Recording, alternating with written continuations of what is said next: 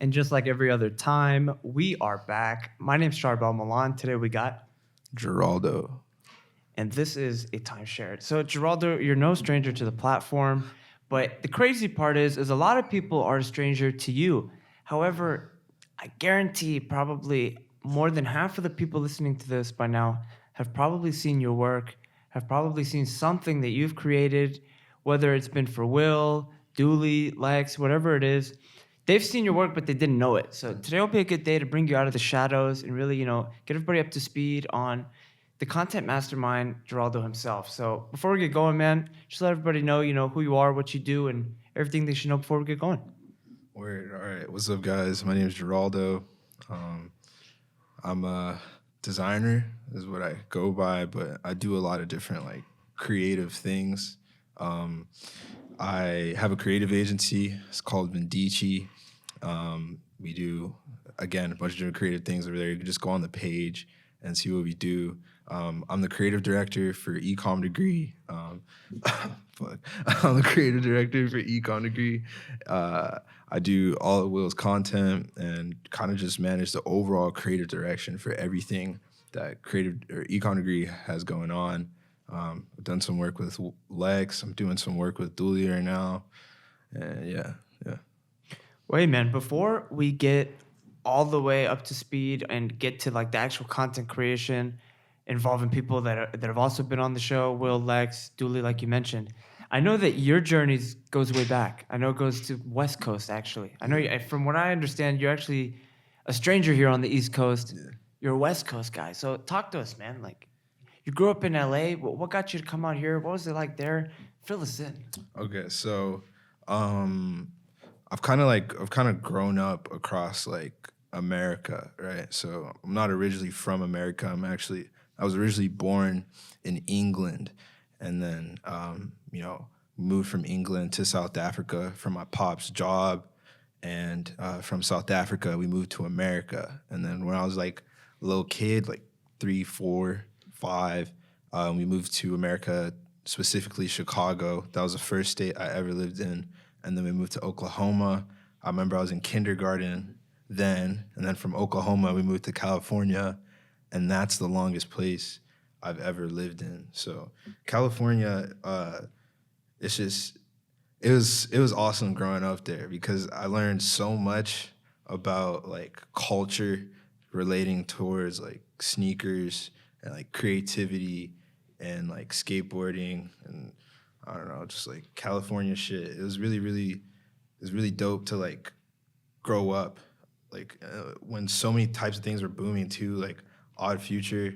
When I was a kid, man, they were super inspirational to me. I remember watching Odd Future come up, and it was just a bunch of kids from LA kind of just messing around, making music, but they turned it into something bigger than that. Tyler Creator built a label, and I think watching Tyler Creator do his thing and messing around with brands like Diamond and Stussy and Crooks and Castles and the Hundreds, it was super duper pivotal in how I, form my taste and what I like and how I dress and how I do things.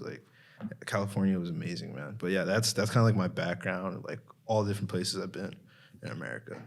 So, from the times that you were in Los Angeles specifically, when we say California, we're talking Los Angeles, right? Yeah, so I lived in a town called Santa Clarita, and it was how people here in Georgia say oh, I'm from Alpharetta or I'm from Atlanta, but you're not from Atlanta. Oh, they're from Gwinnett County. Yeah, you're from Alpharetta, bro. That's not Atlanta. Okay. So it's kind of the same thing with Santa Clarita. It's 30 minutes outside of LA. It's not LA, but if you're talking to people who aren't from there, you can get by with saying oh, I'm from LA. So is that what's referred to as the Valley, or is that past there? Yeah, Santa Clarita Valley. Yeah, oh, that's the Valley. Yeah, I hear a lot of people say that the Valley. Yeah. Okay, so obviously things were a lot different over there. They got a lot more of you could say a progressive attitude. Yeah. And then here we're kind of considered the South, right? Yeah. So I know you grew up there up until what time? Dang, man. I don't don't remember the specific. I think it was like around the time I became a teenager we left. I left California at the end of 7th grade going into 8th grade. And then I like lived in Michigan for a little bit, but I don't like to talk about Michigan. I don't like living in Michigan at all. But yeah, it was like, I was there for like, I was like there for a year and a half, like 2 years, and then we moved to Georgia. Damn. So, well, at least you were there. You were in California, and you kind of got up to speed. Because I remember, hey, man, by the time I was in 7th grade, I mean, obviously not, but like, you got yourself somewhat figured out. And obviously not literally, but like you're coherent. You're aware of who you are. You're what you like and you don't like. Yeah. So you had a lot of your like taste, you could say, carved into you from a West Coast kind of like perspective. Yeah. So then as you got into the content creating, because I know you've been doing that since you were like really young. Yeah. Would you say that like as you were creating at that young of an age, right? Because didn't you say in like elementary school you made a Minecraft server and you were charging people to get on? Yeah. So all right. So like kind of the origins of like my whole like content creation creativity, it really started in California. And like 6th grade is when I really started. I had a homie. He did graphic design. I was drawing stuff on paper, but before I met him, I didn't know about Adobe and how to use all that stuff. So I met him and he was making super dope graphics. I was like, oh man, like I want to learn how to do that. So I started dabbling in like 6th grade. And then in 7th grade, that's when I took like my first like creative, like true creative class in terms of like, I'm gonna say like, in terms of like digital, like content creation, like video production and like Photoshop. I had a legit class for that, and my teacher is Mr. Gilbride. Shout out Mr. Gilbride. If you're watching this, you're the GOAT. You're a huge reason why I still like carried on that interest in like videos and photography and all that stuff. So shout out to you, Mr. Gilbride. But yeah, that's when I really started to take it seriously. I remember like my first ever experience with creating content was making Nazi zombie videos. Like I made glitch tutorials. Like you can go online and type in the SoCal's finest 08 and you can see some of like the first YouTube videos I ever made.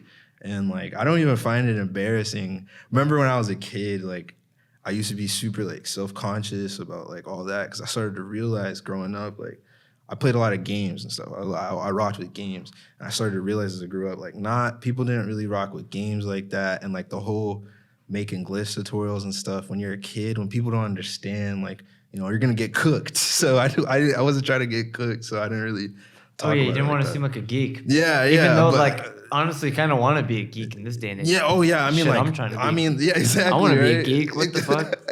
I mean, like, name a broke geek, like a broke nerd. Like name 5 broke nerds in like business, right? Like nerds are up, so I'm trying to be one of them. That's funny, yo. Honestly, I want to like brand that. I want to make a T-shirt. Be like, name 5 broke nerds, and then like dash Jerraldo. For quotations, Jerraldo. No, for real. Name 5 broke words, dude. No, that's your quote. That's no, for real. Every like, time, like name a broke nerd who's like obsessed about whatever it is that they do, like. Of course you got the outliers and stuff, but like Grant Cardone even said, like, it's the people who are super obsessed. I consider being a nerd or a geek is when you're like obsessed or very knowledgeable about like one like specific thing, or it could be multiple things, right?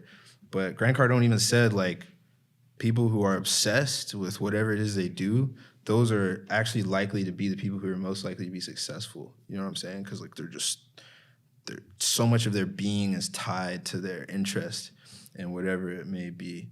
But that's what I would say it is. Yeah. You're just like consumed with it. Yeah. I mean, hey man, I've been that way about many things. And I mean, I think the average person has, their expertise in something. Yeah. Something. Like you can't live this earth and not become an expert in something. Oh yeah. I mean, like I'm a huge proponent of like, everybody kind of is gifted with like natural propensities, like natural strengths.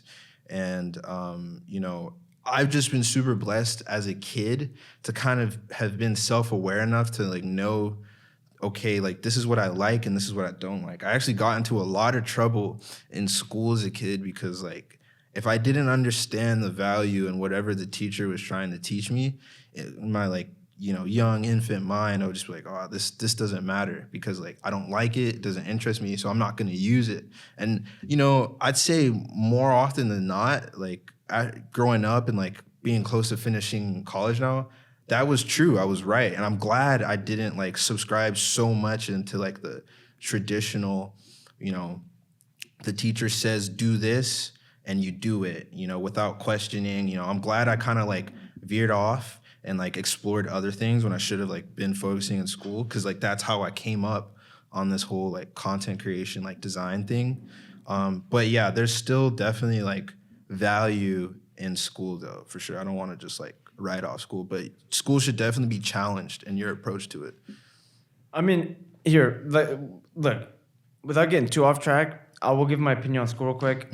The way that what I think school is, and people could disagree, I think school is the best way from a society standpoint to not know what you want to do with your life yet and not have to like, not necessarily figure out, but you don't have to like make a final decision. Because it's like if you don't go to college, you got to find a job, or you got to find a trade, or you got to find a skill. You got to do something. But it's like if you still haven't found that, and then you still don't know what you want to go to college for, you're like, fuck it, I'll go anyway. I got 4 more years to figure out what I want to do.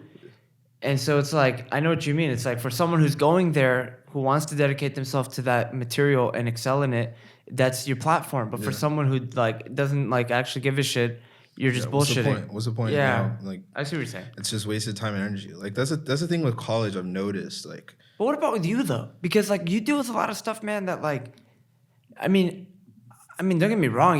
Nowadays you can go on YouTube, learn how to do fucking everything. It just kind of takes a minute. But I know you're pretty like. I mean, here's the thing, all right. And I wanted to talk to you about this after. Yeah. Like, me and you use the same program. Yeah. But my shit's not as nice as the stuff you make. So what's going on here? What am I not doing? I got the same buttons in front of me. I'll be honest with you, bro. Yeah. I'll be honest with you. I mean, don't get me wrong. Yeah. That's what skill is. I mean, that's obviously what it is. But I understand how to do what I want to do in the programs, especially Adobe. But I don't understand how to do it.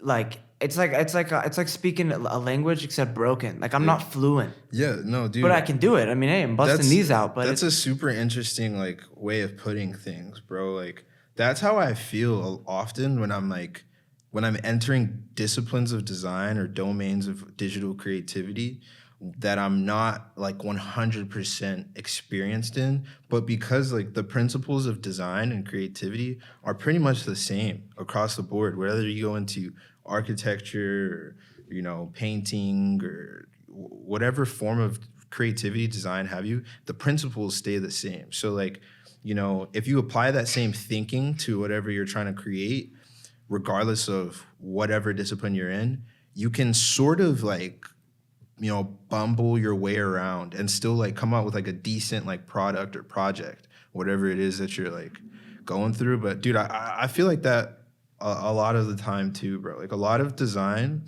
or a lot of creativity for me personally growing up, after I took that class, going back to when I like first started taking this seriously, kind of, I didn't have any more classes.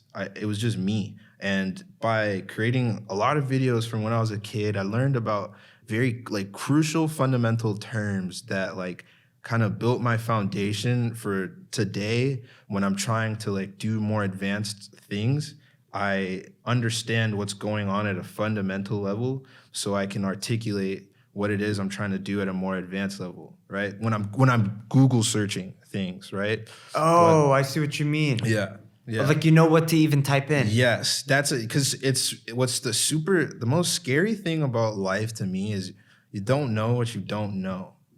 So like when people alert me of things or when I'm like learning a new subject, it's super important to me that I stay open-minded and I don't be stubborn or try and like know it all, because like there's a lot out there that you don't know. And if you're trying to ask questions and you don't even know how to like frame them, then like you're just wasting your time. So like starting with the fundamentals and building off how you word your questions from there is like super important when you're trying to like learn creative things relating to video editing. because like that's how I've gotten like my stuff to look nicer. Like I just understand like what's going on fundamentally. So but Here, yeah, sorry to cut you off. You think you can yeah. pull it a little in front of you, Yeah. just so it'll, or Yeah. like more middle. Right Yeah, here? so the camera angle will be better. Hell yeah. Okay. Okay, so I want to go back to what you were saying. So it's the concept that you understand the fundamentals, so that allows you to understand what's wrong when you run into a problem at the higher levels. Yeah. Now, for And someone like me, right, Yeah. who doesn't understand necessarily like what I want to type in, right? Let me just. Who doesn't understand like exactly what they want to type in, right? What like how do I like how do you grow from that? you gotta watch hella YouTube, bro. You just gotta watch hella YouTube, and you just gotta observe. You just gotta serve. Like, dude, I've literally from 6th grade till now. I'm a senior in college, and like that's I don't know from like 13 years to 21, dude. Like I've been googling, researching. You know what I'm saying? And like over time, like you know, one thing, your knowledge like builds off your prior knowledge, and you just get better at articulating things. But by starting with like just simple things that you want to do, simple effects, it makes it much easier to get to like the more advanced stuff. And like that what I just said right there, that applies to like life too. I find myself getting caught up in trying to get into the more advanced things of business or the advanced things of fitness or anything really that's just like, you know, kind of like a harder task to approach or project when I haven't even considered the fundamentals. I have to like catch myself and be like, bro, go back, know what you're doing here so you can get to there. You know what I'm saying? Yeah, because I understand audio editing really well, but the video, it's like, you know, I don't use that much video, but it's like when I have video edited, I definitely like, I'm using my program like I'm barely using it. You know what I mean? So it's like, it makes me feel like I'm missing out. Yeah. But so you move right after you take that class that you keep mentioning with that teacher, right? So Yeah. right after that, you move though, Yeah. and then you go to Michigan. But we're just gonna say screw Michigan. Yeah. You come here, right? Yeah. So what are you doing to like what are you doing to keep yourself busy as far as content creation? Like what projects are you working on? Because like I said, I know when we were in dinner that one time, like a month or two ago, you mentioned that you made a Minecraft server. Yeah, And you're yeah. charging people for it. And then I know you mentioned a couple more projects that you kept yourself busy with until you like took it to a professional level. Yeah. So like Okay, yeah. So like I've done like I don't want to say I'm an all over the place person. I'm very big on like speaking only positive things out there, but like, you know. I started to cut you off, but I also know you do like web design. Yeah. Like Yeah. it's not just content creation. Yeah, You're just a tech savvy individual. Yeah, you know, like I just like to articulate myself as a digital creative. Like I create on a range of digital mediums. Like as I'm moving forward into my career, I do understand that it's important for me to kind of like niche down, and I'm trying to work on that. And like as I'm finishing my degree, I'm working on getting better at that. But I have experience in like a few forms of like digital creating. Like you know, I have 3D modeling projects. Like the cover of Ecom Degree Mastermind podcast, Mindset Mastery, that we just dropped. That was a 3D render that I made in Cinema 40. And like I've been doing 3D rendering, bro, like since 7th grade. Like that's a skill I've learned from What exactly is that? So 3D rendering is like when you take like an image or like a 2-dimensional drawing or whatever. It's called a vector. That's the file format that you would translate into a 3D model, like a digital 3D medium. Like You can use that as the fucking picture? yeah, like you see, like you know the have you seen like the 3D Ecom Degree logo? Yeah, Or like, I have. I know you're talking about with the play button. Yeah. Like that I made that in Cinema 4. That's a 3D render. That's not like a And like then a that, Photoshop. but that's the cover. Like that's the thumbnail. Yeah. Holy shit, dude. I need your help then. What Yeah, the fuck? yeah, You yeah. can do that to anything? Yeah, you can pretty much 3D model anything. Like I wouldn't even say like I'm a crazy like 3D model designer or anything. Like I can get down, but yeah, man, like like that is actually like where, in terms of like industrial demand, 3D animation and 3D design, 3D modeling, like that is where like there's a ton of demand. Like it's honestly, if anyone's out there like listening, trying to figure out how to like a good niche to differentiate yourself from just generalist graphic designers, like learning how to 3D model is like a very, very like lucrative area. So, but yeah.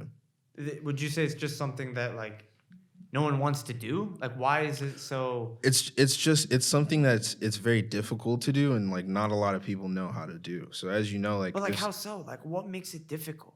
Is what I dude, don't get. it takes time to like it's called like splines, right? You have to like when you're constructing a new 3D model or like an object that's there's no like template for it on the internet. You have to like spline it together, and like you have to go through each like of the different points involved. Like it's a process. Like it's very, very long. Like but and the result of your work though, it's crazy because like you could even make like a crappy 3D model, but like if you render it in like the correct lighting environment and like you just do like a few things right, like not even everything right, like you could show it to the average person and they'll be like, wow, like this is crazy, but it's really not. You know what I'm saying? Holy shit. Yeah, yeah.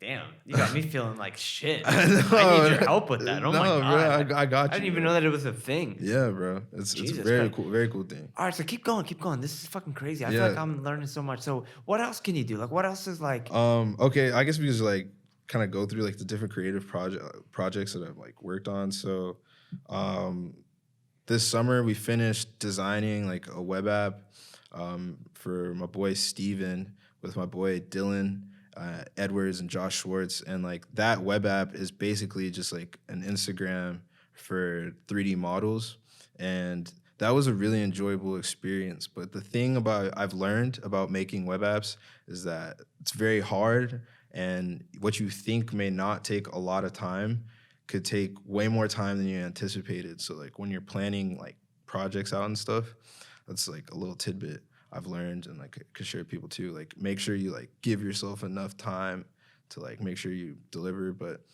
yeah, like websites and stuff. The podcast, that was the Mindset Mastery. That's like my most recent like new creative venture I've embarked upon. Like dropped that, I mixed that, the audio and everything, made the podcast cover. Trying to think. I want to carve back into the deep days, Yeah, like the childish days. yeah. I love talking about my childhood. What were some things that you when you learned that you were like, okay, like at what point in time did you really start feeling like you were above average in the world of like digital design? Dude, definitely in like when I got into middle school, when I got into middle school and like really started, but even before I was taking that video production class, I was making like commentary and like zombie videos, and like I started to realize like, oh man, like nobody else is doing this around me. It's just me. So I'm like, okay, well, this like I don't know what this can lead to, but I know that's a good sign because like I'm just on some other shit, like stuff that kids aren't really on, and I know like this could translate to good things down the road. But yeah, I just spent a lot of time experimenting as a kid and like just being around different people and seeing different things in LA. Like going back to LA, it's just such a culturally dense place. It's different now, but when I was growing up, like It was at its prime when you were growing up. What is that? 2005 to like 2013? Yeah, I'd say like from like 2000 to like 2013, 2012, I'd say like it's like cut off like LA is lit, and it still is lit, like it's still popping, but like I've moved from there since then. I don't really know what's going on, so I can't really speak on what it's like right now. But yeah, just seeing like just learning about all these different brands too, and like learning about like the different quirks of each brand and like differentiation, like that was starting like to set the concrete foundation of like what I would go on to do, right? And so yeah, like that's how that's my childhood, a little bit of my childhood right there. Okay, so then you clearly stick with it. Yeah. And you keep moving and you continue to keep innovating, right? Yeah. So what would you say was one of the first digital programming, or not digital programming, digital design skills that you learned where you felt like, okay, like I'm kind of reiterating the question I just asked because I really want to know, because I know there's that moment in everyone's career, relationship, whether you're a basketball player or you you know what I'm saying, you're a painter, you skateboard, there's that moment where you do something where you're like, okay, like I'm different now. Like the hours I've put into this, like I'm starting to see it. Like even going to the gym. Yeah. You know, like there's that phase where Yeah. you start to see results, and then there's a phase where other people are like, hey, I see you. You're starting to, you know, lose weight. You're starting to get sharp. You're starting to. So it's like there's always that moment where you're like, okay, not only am I different, I could say, Yeah. but like the time I'm equating to this is starting to pay off. So like, what was that for you? Was that like, was there a program you learned, a skill you learned? Like, what was it that really took you to the next level? I think so like ever since I was a kid, like going before I got into middle school, I've always had like entrepreneurial tendencies. Like entrepreneurship runs in my bloodline. Like my dad's dad, he was an entrepreneur and he never worked for another man a day in his life. And like my mom's dad, he was an entrepreneur too. And like my grandma, like, you know, entrepreneurship runs in me. So from a kid, I would just do like small stuff to make bread. And I remember like the first kind of like mini business I built was with my boy Dylan Edwards. He's currently my like CTO for Vindici right now. And we were jailbreaking phones. We would make people pay us like $35-$50 a phone, and we would jailbreak it, we would customize it. So how was that? Easy as fuck, right? Yeah, it was super easy. And then that's when I started to realize like, oh people man, are just stupid. Yeah, I realized people are stupid. One, they don't want to just go look it up and do it themselves. Exactly. Like, what were you doing? You were literally going to the. How do you jailbreak a phone? I don't know. I'm the fucking stupid guy. Yeah. But as I've become more versed in the technological field, I know you probably just had somewhere where you had it and just fucking downloaded it. Hell yeah, I just went on YouTube, and like this is why tell people like when you want to learn something, like before you go ask anyone like, oh, how do I learn this? Like try it. Just go on YouTube, go on Google, and like try and like search how you can learn whatever it is, or ask your question there first, get a bit of background information, and then go to whoever you're trying to seek help from. Because like, you know, that shows them that you're invested in like, you know, whatever it is that you're trying to receive help with. But that's on a side note. What I was doing, oh damn, bro, I forgot what we were talking about, bro. We were talking about the jailbreaking. Okay, jailbreaking. How you yeah. made you realize. Yeah. It So made you realize that like.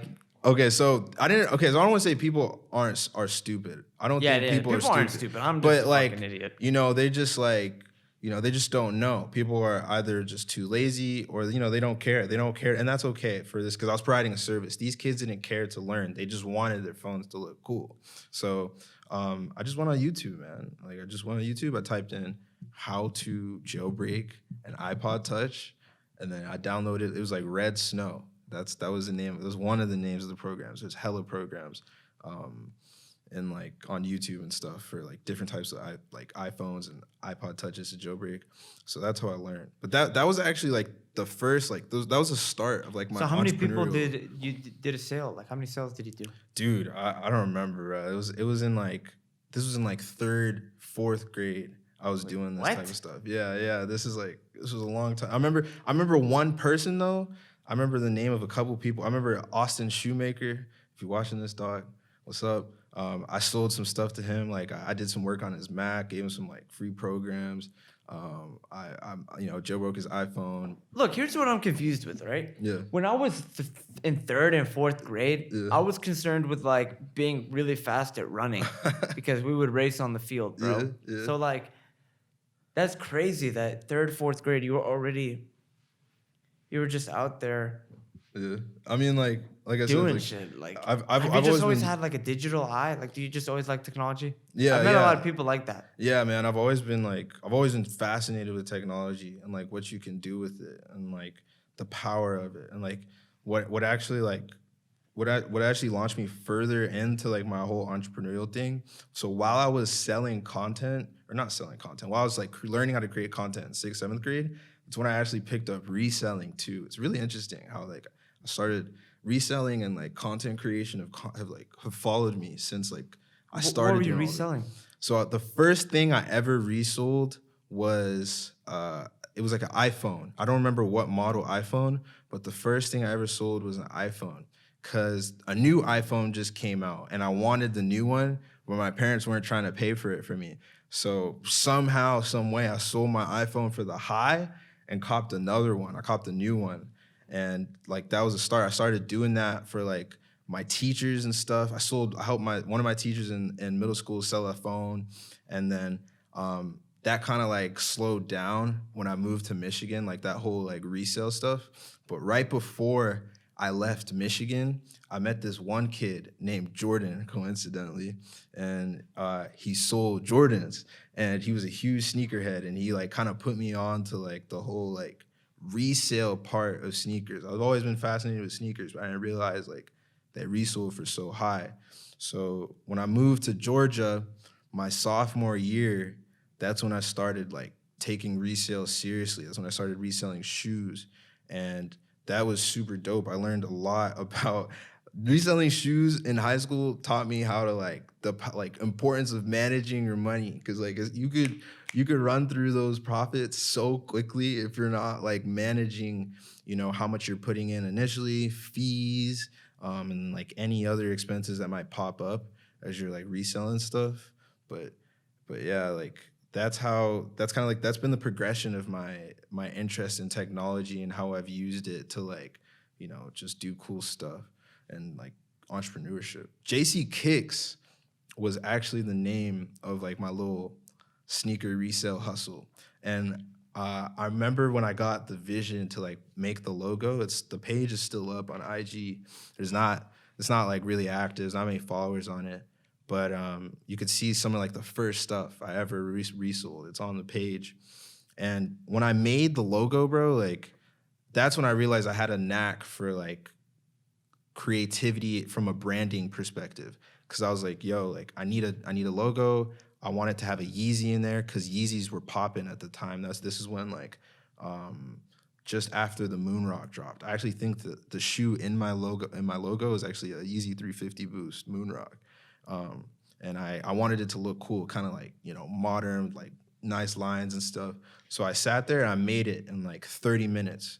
Hopped on the Mac, opened up Photoshop, made it 30 minutes. And then, but I didn't even realize at the time like how powerful like that and how valuable that skill set is. So years down the line, like I get to college and I realize like, oh my goodness, like everything I've been doing and all these like random different like weird interests, like I can combine them all. And like use them to serve other people and like promote good things. So that's how I ended up transitioning into building Vindici. And then how we built Vindici and then like all the other stuff is like, that's an interesting story too, because we did it in quarantine. So yeah, that was a long tangent. Hey, whoa, no, we want to wait. Keep going, man. Wait, keep going. This is great. So then you build Vindici. Yeah. I like the name, by the way. Thank you. It's like I've never fucking heard Vindici in my life. Yeah, you want to know like learn how I got it? Let's hear it. Okay, so I've always I had in my I think it was junior year of high school, I had this teacher. Her name was Miss Plonka, bro, and like. All right, I'm not gonna throw no shade, but it was not a fun class, all right? I'll just leave it at that. It was not a fun class. I've never been one to enjoy school. But one thing I did take from her was the like Italian phrase, Veni, Vidi, Vici. And like, I'm sorry, anyone Italian watching this, if I butchered that, I get the pronunciation wrong. But Veni, Vidi, Vici means we came, we saw, we conquered. And that was what Julius Caesar like wrote on a letter to the Senate when they like had a battle for a day. Like they had a battle for a day and like they just waxed the ops, bro. Like waxed them. So they say we came, we saw it, like on some disrespectful stuff to the opposite. They killed everyone in a day? Yeah, like they just waxed the battle was done over with in a day. And like I thought like that was just a super cool like quote. Like we came, like, you know, we came to like the challenge, you know, we saw it, we saw what we were gonna do, and then we did it. You know what I'm saying? Like, that's I'm like, that's so fire. I don't know how I'm gonna use that, but I'm gonna use that somewhere down the road. So come to, I think 2019 is when I like actually came up with the word Vindici, which is a combination of Veni, Vidi, Vici. It's a combination of the three into Vindici. it's a combination of the three into one. And the name ties back to, again, like seeing problems, figuring out how we're gonna get through them, and just smashing them, with creativity, like digital creativity, you know what I'm saying? So that's how I came up with like the brand name of it. And then the color palette comes from Diamond Supply Co. I don't know what it is about Diamond Supply Co. that I love so much. I don't know if it's because I think the dude who made it, Nick Terche, he's Lebanese. He's a super cool dude. He Really? grew up, he There grew you up, go. yeah, he grew up in San Francisco, like skating with his boys, and like one day he was just like, you know what, I should have a skating company. And he started off with hardware, and then he worked his way up. He started adding more products to the list. And I don't know why, but I've just resonated with that Tiffany blue and black colorway. So that's how I got the colors for Vindici and the name for it. And then as time went on, I just started networking with people, started meeting like other people who do cool stuff, like Will and Lex and Sam and Dooley. And then, I don't know, it's just so amazing that like I ended up being able to like work with them. So, yeah. Jesus, dude. Yeah. No, that's fucking amazing. I just think it's crazy that so many random things you did led up to you doing something that you're ultimately turning into a professional career. Yeah. Yeah. So you start Vindici, Yeah. and then obviously your biggest account is with Will, right? Yeah. So you pretty much, as of like what, like last 8 months, when did you come on the team, would you say? Dude, I mean, I've been working with, well, first of all, shout out to Will. First of all, like, Yeah, I Will, mean, hey, we're at Will's office. Like, Will's goated, dude. Will's the fucking goated. goat, Will all right? is goated. But yeah, like, it's been about a year I've been working with Will now, and it's been super dope working with him. Very easy person to work with, very open minded. He has great work ethic. He can like work hard. He can play hard. I don't know. I'm so blessed to be able to work with somebody like Will, man. I always tell him. But yeah, been about a year. Does working with people like Will make you realize the value you have? Yes. Because yeah. look, here's the thing. I had this conversation with, I don't want see. I say that a lot, but I'm never fucking bullshitting. Like I'm having a conversation, and then you know what I mean. Yeah. But I really was having a conversation with somebody Yeah. maybe like a month ago, and we were talking about how like what is value? Like okay, like someone could say, like all right, like if you run to the top of the stairs, come back down, I'll give you $5, right? But then if someone else right then there, they're like, no, I'll give you 20, and then someone else says, I'll give you 100. Like, what's the value of doing that? The highest person that pays you, right? So then it's like when it comes to a product, when it comes to, any type of service, it's kind of valued in a subconscious way based off of the price. That's why, brands like Louis Vuitton, brands like, like Goyard, like they pop because people want to be able to say, hey, I spent $150,000 on an Hermes bag. But it's like in reality, like it's all the same. Like it's all the same. Well, I mean, not with services, but a lot of products, it's kind of all the same. It's just the aesthetic of the brand. Yeah. But yet people pay that because it's valued at more, right? Yeah. So, branding. Yeah. like, have you ever been in a situation where, like, being with Will, where it made you realize that, damn, like, from this point forward, like, because I've accepted this amount and this level and this, like, what's the word? Frequency Yeah.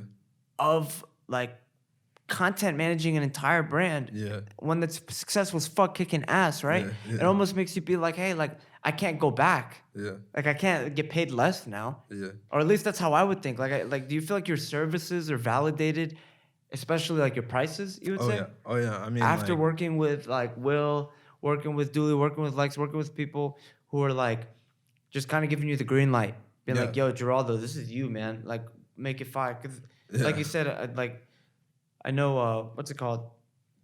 I know with Will, like, he's an easy person to work with, but I know specifically with you, you got the green light. Yeah, I mean, like, so in terms of valuing my creativity and like the work I've produced, definitely for sure. Like once you've charged a certain price, then it's like, okay, boom. That's your baseline for whatever it is that you're charging for. Let's say content creation, right? Or like branding, right? So the way how I do it, right, is like if I charge someone for a brand and I'm making the logo, making the color palette, I'm doing the typography and all that, it'll also be based off of like the type of stuff they're doing, like the budget they're working with, and like the size of their company. So I'm not gonna like, if I'm working with like a Fortune 500 company, like hopefully one day like they hit me up, ask me for a project, I'm gonna charge them the high because I know they're working with Fortune 500 budgets, like. And you're going to provide a Fortune 500 level product. Exactly, right? I'm going to provide them a Fortune 500 level experience and Fortune 500 design, right? But if I'm working with like a small business or somebody who has no business, they're just starting up, I'm not going to charge them the same. You know what I'm saying? But there's definitely still a baseline of what I would charge. It just all depends on like who I'm serving and what they're asking for and how much time it's going to take. There's a lot of factors that go into like pricing it, but for sure, once you sell something for a price point that like in your mind, it becomes like the baseline. And I realized to like go further on your question of like, when did you realize like the value of your work? I realized how valuable it was when I realized like I looked at, when we produce more content at Ecom Degree, there's more sales, right? So, and I think about it like, okay, if my content was trash and my content wasn't converting, I would have been gone. Like, what would it be working with me? I would have been gone like 6 months ago, 7 months ago, 8 months ago. So I was like, wow, like Will's still working with me. Like, this is a 6-figure business, 7-figure business, and he's still working with me. That means like, oh my goodness, like my stuff is valuable. And so it's a lot like psychologically too, man. Cause like, I don't have any formal education as a designer. This is all stuff I've learned throughout the year. So it's hard for me when I went back and I started evaluating my price point, it was super hard for me because I'm like, fuck, like my work is generating this, but like, am I really worth that? If it's generating this much, like, can I charge that much? Like, oh my God, like I've never charged that much. Like, it's a lot to go through, like mentally, but I don't know, man. If you're a real one, you just boss up and you're like, all right, yo, like, this is my price. This is the work I have to like back up, and like this is my work and my thinking to back up why my price costs that much, and like charge it. And if people don't want to pay it, it's okay, man. Like that just means like that's not the type of person that it would probably be best for you to work with. And if people want to pay it, then wonderful. Like let's work. But yeah, that's kind of how I came up with my whole like pricing model and how I discovered the value of it. Jeez, dude. Yeah. Oh my God. Yeah. It's crazy to me because it's like I've seen it. Like I've had the pleasure of seeing the background, like the behind the scenes. And then it was like I told you, me and Will were talking that one day, and I was like, dude, Jerraldo needs to come on the show because it's like so many people have seen your work. Yeah. Probably more people have seen your work than will realize it from watching this podcast. I mean, who knows? But Yeah.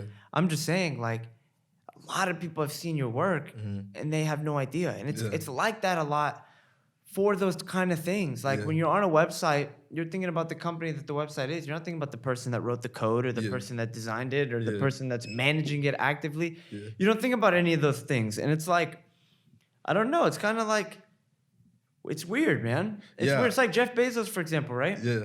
Like Jeff Bezos has not done everything at Amazon. Like he definitely started it, but he found the right people to come on his team. Yeah. Like same with Elon. Like he's not literally programming code to launch. He's like probably because of how hands-on he is, he's probably viewing it, probably understands what they're doing. But like, bro, there's some people who like really become expert in their field, and at that point, it's just kind of like there's never recognition, but at the same time, it's like there's no need for recognition because there's the product. Yeah. Yeah. So like, how has that like been, man? So yeah, man. So the reason why like I myself and like creating my own personal content, like the reason why I don't be dropping stuff myself is because I already spend so much time on an ecom degree and other client work that for my personal stuff, I'm like, all right, well, like that can wait, but like I'm doing super dope stuff over here. So if you guys want to come see this, you can watch this. But like to bring up a point though, I definitely going on from today. I've honestly, when you asked me to come on this podcast, I was thinking like we talked about this. I was like, looks like my days in the shadows coming to an end. Like I gotta start popping out more.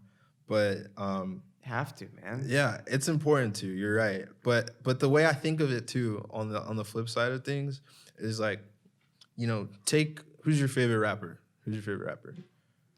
Like what I was playing on the way over here. Yeah, like who were you playing here? Bro, I was playing Lil Tracy. Lil Tracy. And Lil Raven, just because I was thinking Okay. about one of my friends that I lost recently, and I was like, oh shit. Okay. Was- Well, I'm sorry about your friend. No, I'm not even trying to be like that. I'm just saying, but I like, got you. Yeah. neither one of those people have dropped music in like Yeah. 3 years. Yeah. But like there's just certain songs that they hit me different because they feel that. remind me of 3-4 years ago what I was doing. Yeah. Dude, music is so And important. I was getting lit, man. Music, we were having a music great is time. important, bro. God, we Music had is a good important. We can talk about that more, but let's finish this. Yeah, but before yeah, we- Lil Tracy. I hope okay. he's doing okay. Shit, I think he had a heart attack. Damn, bro. Cocaine. But anyway, Damn. I don't know. I hope he's Shit good. crazy. I don't know. Stay off the cocaine. Yeah, fuck guys. that. Stay off that. Just But drink yeah, water. so then we'll say Lil Tracy. Okay, Lil Tracy, bro. Right. So, do you know who Lil Tracy is signed to? Do you know the executives No. of his label? No. That's exactly I that's don't- that's exactly my point. That's exactly how I view like being a creative and like working behind the scenes. Like you don't always the people who are really really up, bro. We don't even know. We don't know their names And they don't want you to know. exactly right. They're up, bro. Yeah. They don't care. Yeah, no, They're not walking around with diamonds. They're not doing none of that. Exactly. Like they don't care about, taking recognition. Now, not to say that I don't care about, receiving recognition for the stuff that I have created, but like just to like kind of help you bring like clearance to like why I think the way I do. Like I'm not really too caught up in like building my own personal image right now. That's just for whatever reason. Like I know it's important, but for whatever reason, to me, it's just not something I 100% like value right now. Like what I value right now is making sure that like I'm taking care of my creative agency. Like I'm making progress with that. And then on top of that, taking care of my clients, making sure I'm putting out dope projects for them. Right. As long as I'm performing there and Vindici, then like I'm good. Right. Cause then I could go, I can always go at any given time. Like I could still go back and talk about this summer and how I made over 15 racks flipping pools. Like I can go back and talk about all the projects that I've been working on this past year. Like I can make content on that any given time, but it's just like, I'd rather by not. pools, you mean like with REC? Yeah. Oh yeah. Okay. Shout out Lex. Shout out Rec, Resale Essentials course.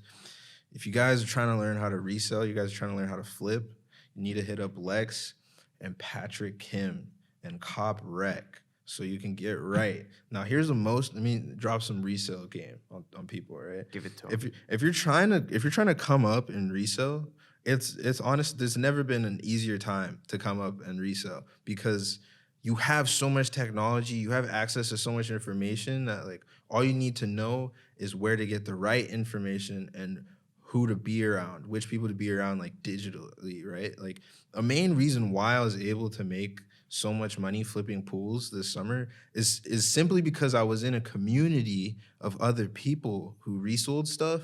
And this one kid, D. Lee, shout out David, he told me about like the pool loop, and like that's how I got on. If I was never What's the pool loop? so the pool loop was like the pools that we're hitting, the pools that we're flipping, right?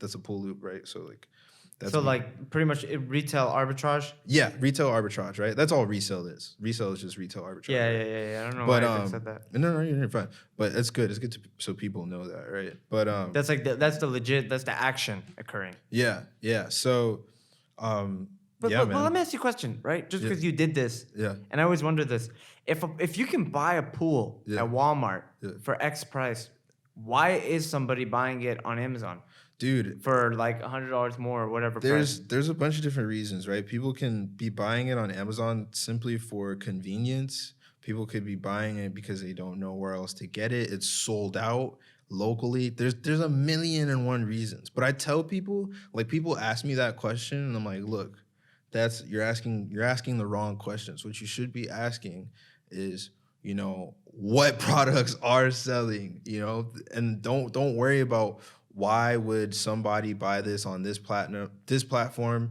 versus going in on the store. All you need to know is this product selling online? Bet. Like, don't even, because what can happen is you get so like caught, like, new people is more so geared to new people. You get so caught up thinking like, wow, like I could have bought this at Walmart.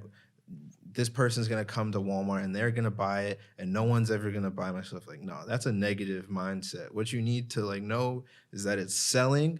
They're gonna put it on eBay, which is where I made a lot of bread this past summer, and that's just gonna So sell. why eBay over Amazon? So eBay is just like the barrier to entry is like much lower, and like no disrespect, Amazon's dope. Like I just never got into it, but I've been selling on eBay for super long too, like since 6th grade.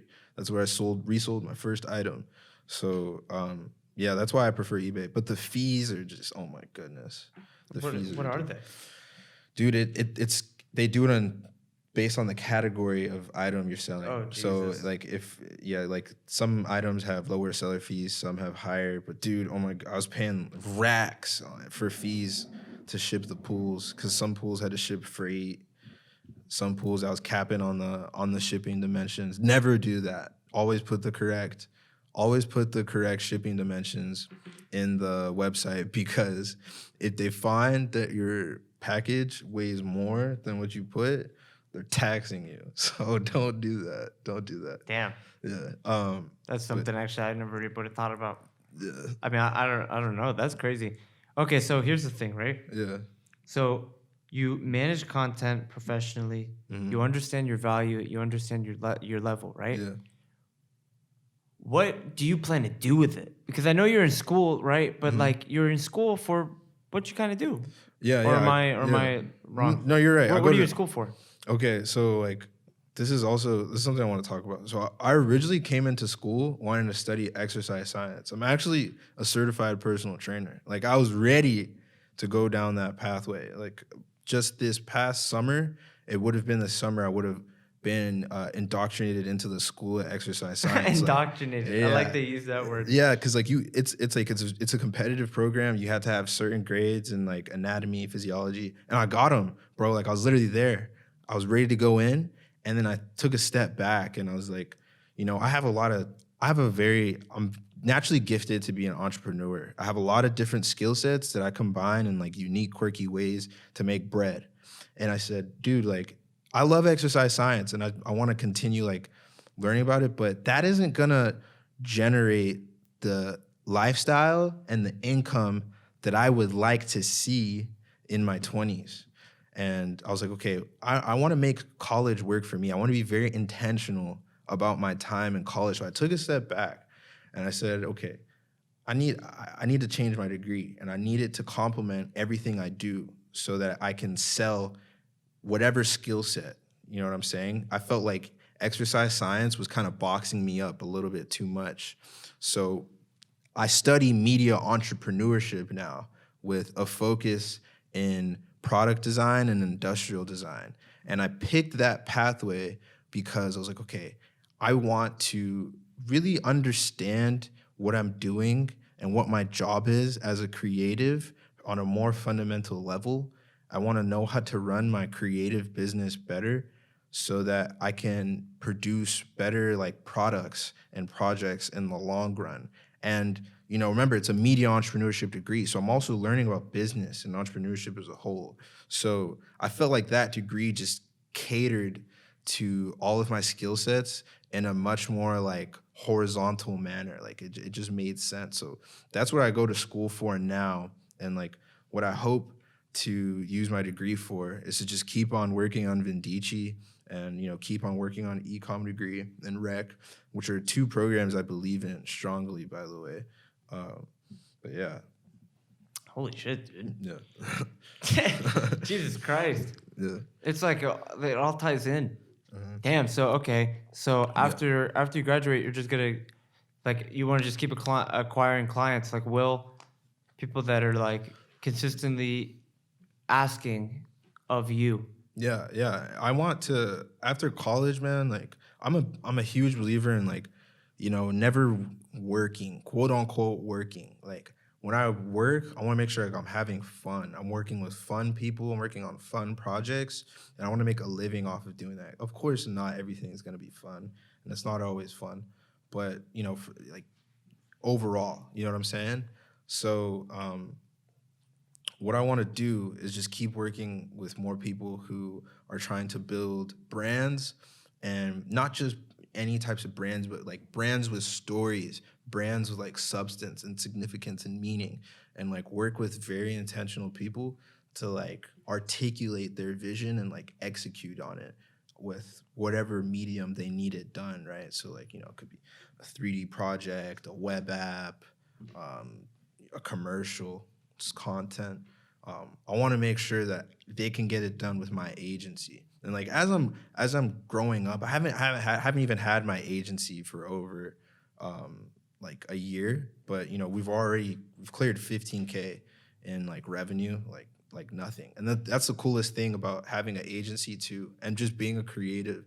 It's so beautiful because you create money, bro. Like money literally resides in your head, and it's just, that's something that like I'm super passionate about. Like I'm like to the point like, wow, like I can never go broke, as long as I'm not a dumbass and I know how to like market my skills, and like I keep bettering myself consistently and putting out good stuff out there. Like I can create money. So, that's what I want to keep on doing while I'm in college and like out of. But eventually I want to like move on to like different ventures and like different stuff, because I'm a very eclectic person. You know what I'm saying? I like a little bit of everything. I like tasting, experimenting. Yeah. Jeez, dude, that's crazy. Yeah. Hey, man, believe it or not, we've been shooting for an hour. Really, bro? That's crazy. That's crazy. Flies, bro. I feel like that's a great way to leave off. Yeah. Listen, man, for anyone who not only wants to contact you for your work, which is probably the main reason they'd want to contact you, but also just wants to stay up to date with you. I mean, I know you don't post that much, but you are still active. Yeah. You know what I mean? I post stories. I'm on stories all the time. Hey, man, I've met some people that don't even use certain things. I'm like, how do you expect to be out here? Crazy, bro. But I mean, they're like you. They're deep in the behind the scenes tech life. Yeah. So they're like, I don't even care to be out there. But yeah, that's the dopest thing about tech. But yeah. But I like that you still make an active effort to socially present. Oh yeah. And I really appreciate you doing this, by the way, man. Oh, I know it's a weird thing, but I appreciate it. It's like, I was kind of like awkward at first, kind of like uncomfortable, but as the podcast went on, I like this. We gotta do it again. Oh yeah, shit's lit, man. But yeah, man, just for anyone who wants to keep up to date with you, if you just want to take a moment, shout out all your handles, pages, how people can get in touch with, acquiring services from Vindici, all the above. Word. So yeah, my personal Instagram is Jerraldo, Jerraldo, and then my agency Instagram is vindici.co, vindici.co. And if you DM us or DM me, I'll go ahead and respond to you, and like we can chop it up about like what your vision is, and we can move forward. But yeah, that's just my socials. Hey, I love it, man. Hey, man. Well, just like every other time, my name's Charbel Milan. Today we got Jerraldo. And this has been A Time Shared. Thank you so much, man. Appreciate you.